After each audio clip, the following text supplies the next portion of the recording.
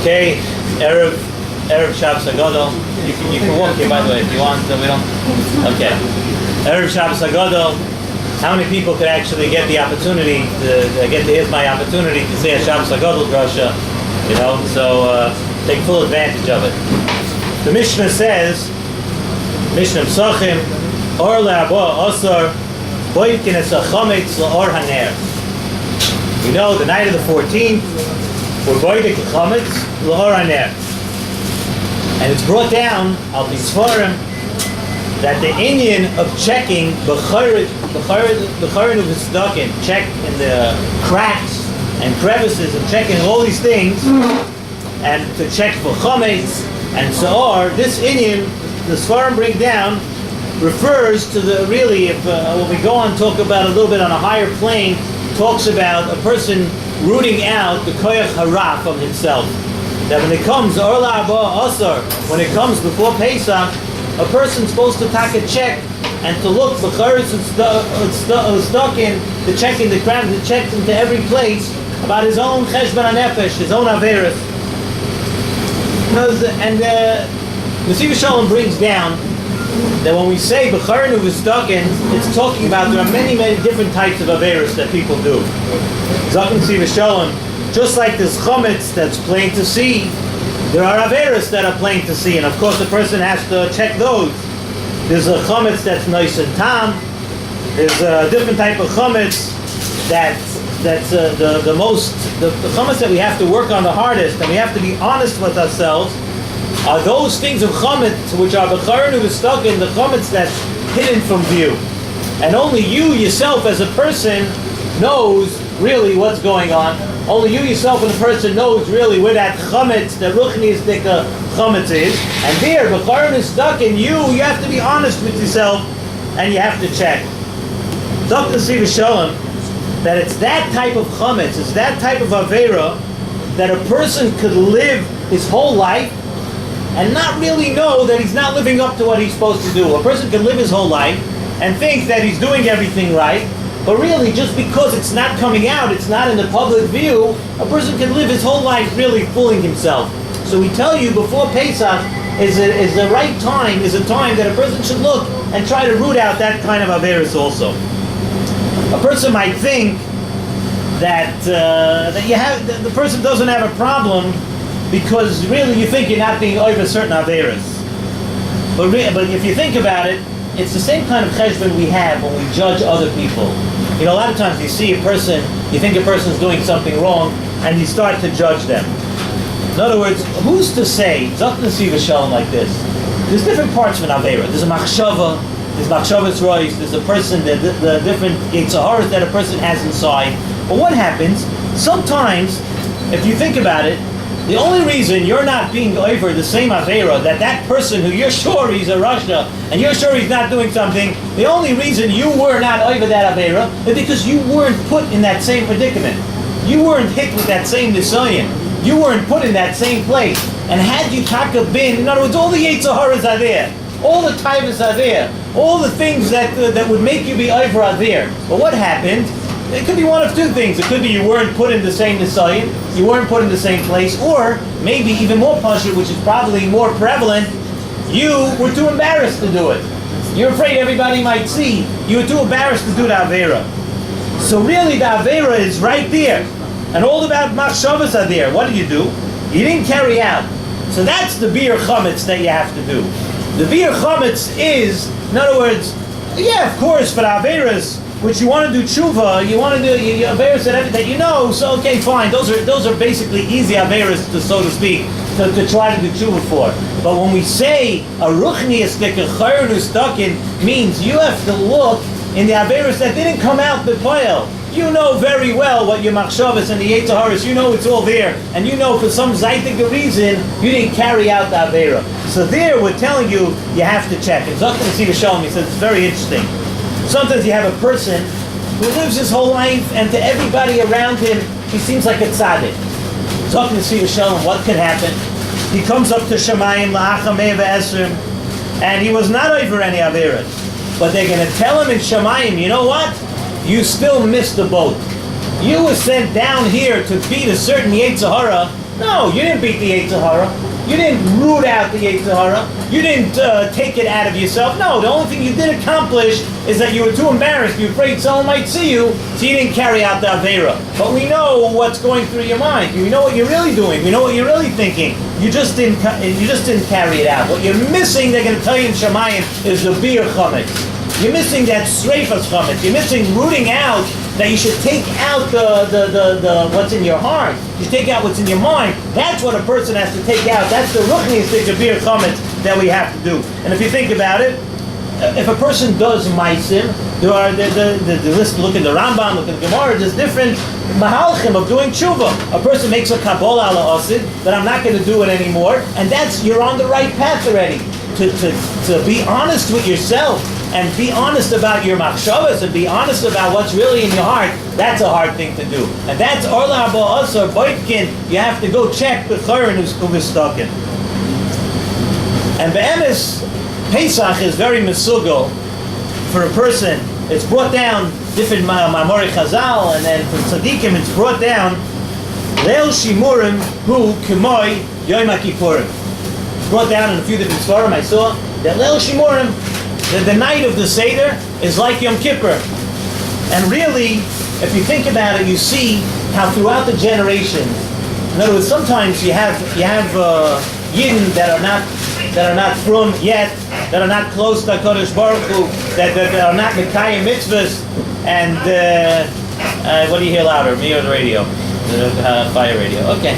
You have Yidden, but there's one thing. Throughout the generations, almost every Yid, I think I saw a statistic this week, that 88% of Jews in Eretz Yisrael, 88% of Jews in Eretz Yisrael are going to have a Seder. What they're going to eat there, I don't know. They may have better tasting stuff than we do sometimes. But 88%, and I think it's even a large percentage of Yidden do not eat chametz on Pesach. But the Seder night is something which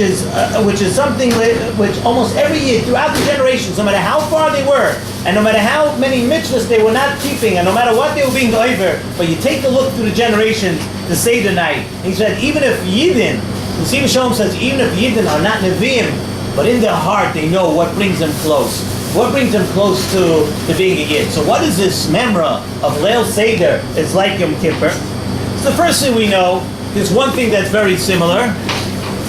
One thing we know very similar, that on the Seder night and on Yom Kippur, according to most minhagim, everybody, you wear a kittel. You wear white. You wear white for the Seder. And you wear white on Yom Kippur. What does white represent? We know that white represents something, a clean state. The natural state of things, without having added on anything, the natural state of things, without doing anything to it, the natural thing is white. So both of these, Zmanim, Yom Kippur, and the Seder night, and the night of the Seder, we wear white to represent that we have, this is an opportunity to clean slate. To clean the slate and start anew. But I'm going to tell you that it's very interesting that the Leil Seder we have something that's even more siyata d'shmaya could be than on Yom Kippur. On Yom Kippur, the clean slate that you get is B'isarusa Dilusata, which we've mentioned a few times from the Shiur Shalom, that you have to do your action over here to be ma'or the fact that now you want to have a clean slate. In other words, again, like we mentioned, there's a derech of tshuva. A person does tshuva. He does tshuva before Yom Kippur, to make tshuva. He does tshuva on Yom Kippur. So with what you're doing, what you're accomplishing, now you're wearing white, and Yom Kippur is a day, ki v'yoyim hazeh yichaper aleichem. You have an opportunity. You do the right tshuva, you have a clean slate. You can start again. On Pesach night, it's different. It comes b'sarusa de la'ela. On Pesach night, Rabban Shalom sends down a siyata d'shmaya that just the way it was in Yetzias Mitzrayim. In Yetzias Mitzrayim, we know that Klal Yisrael was called by Rabban Shalom B'ni B'chayri Yisrael. And when was that? That was when Klal Yisrael was in the Memtes Shari Tumah. They were in the Memtes Shari Tumah, and HaKadosh Baruch Hu still called them B'ni B'chayri Yisrael. There's a special uncolored, a special ava that HaKadosh Baruch Hu has for Klal Yisrael, an ava, a love for Yidden that HaKadosh Baruch Hu has that has no shaykhis to the real matzav that you're in. It's above anything we can understand. HaKadosh Baruch Hu has a straight, clear pure love for Klal Yisrael. And that's what we get on Pesach night. On Pesach night, you could become a Berich Hadasha. How? Just by wanting to. Just by coming to the Seder and realizing that we're not perfect, and realizing what we have done over the past year, and how much we want to be close to HaKadosh Baruch Hu, and how we want to wear the white, and how we want to have a clean slate. And HaKadosh Baruch Hu comes to you without the slichas, without all the piyutim of Yom Kippur, without Kol Nidre, without the fasting, without anything. Adarabah, we sit there like B'nai Chayrin. We sit there that we're sitting in the palace of HaKadosh Baruch Hu. We're sitting there as kings. We're eating. We're being everything. But we have even the Isarusa, the Le'elu, where HaKadosh Baruch Hu comes to us and says, Klal Yisrael, I love Klal Yisrael. I want Klal Yisrael, I'm going to give you a clean slate. And therefore, also on Pesach night, you have that opportunity, we wear a kittel. It's interesting, it's brought down in the Siddur Arizal.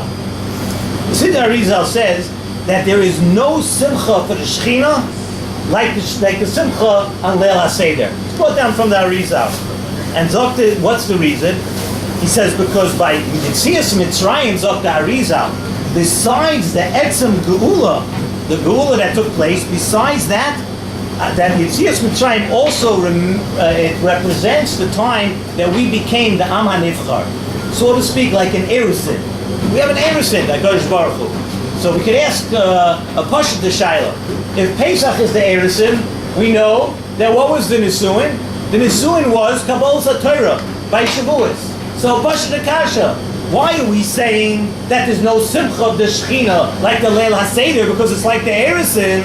It should be a much bigger simcha, much closer to the Shechina. It should be a much bigger simcha for the Shechina by the Nisuin, by Kabbalas HaTorah. Right? Why isn't it bigger?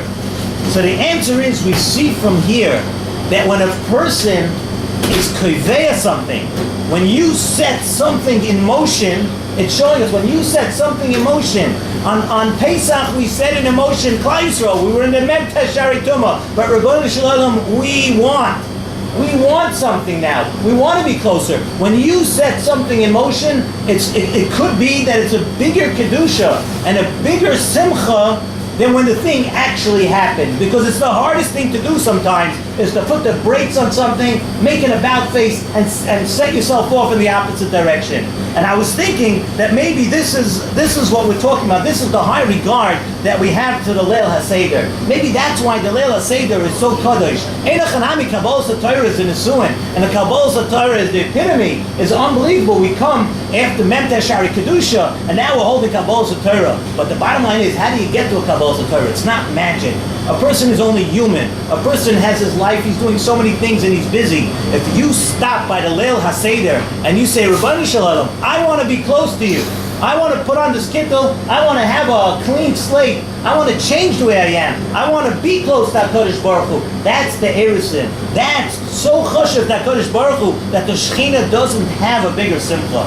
So that's something everybody should keep in mind. You keep in mind this Seder night, Avada, it's about the mitzvahs of the Daled Koises and the matzah, and the mitzvahs d'oraisa, and the mitzvahs d'rabbanan, and everything. But you have an opportunity to do something that's going to carry you through the whole year. You have it to make it a night like the Leil Yom Kippur. You have the opportunity to make your Seder accomplish what no Yom Kippur is able to do for you. That you have an opportunity to do. Mit Hashem, we should talk to the Zoicha. Chazal said the Pesach Kol Chosai, that we should be able to be Mekayim all the mitzvahs, and in Mirz Hashem, like we say at the end of the Haggadah, the Shana Ba'ab Yushalayim, that next year, Mirz Hashem, maybe even this year, maybe so far it looks like we're having 2 Siddharim, but I'm sure nobody's going to be upset if we shop like crazy for 2 Siddharim. We ended up only having 1. You can give away all the food. I'm sure our members here from Shiur Shabbos, not Shiur Shabbos, I'm sorry, they're a great organization also from Bika Cholim, they'll be more than willing to take all the stuff and extra food that we have to say, their taka, the Shana Haba B'Yushalayim.